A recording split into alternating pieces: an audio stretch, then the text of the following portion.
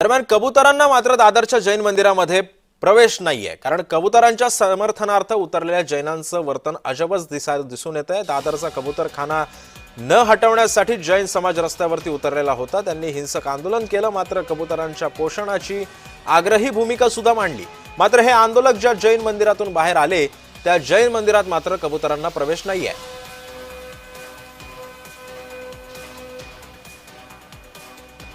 आपण पाहतोय की या कबूतरखान्यासमोरच हे जैन मंदिर आहे।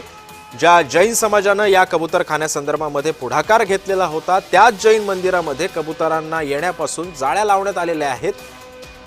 त्यामुळे अनेक नानाविध प्रश्न आता या निमित्तानं उपस्थित होत आहेत।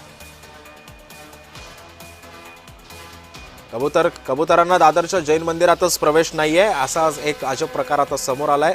जिथे हा कबूतरखाना आहे, आपण दृश्यांमध्ये पाहतोय, त्याच कबूतरखान्यासमोर हे जैन मंदिर आहे। या जैन मंदिरामध्ये या कबूतरांना रोखण्यासाठी जाळ्या लावण्यात आलेल्या आहेत। त्यामुळे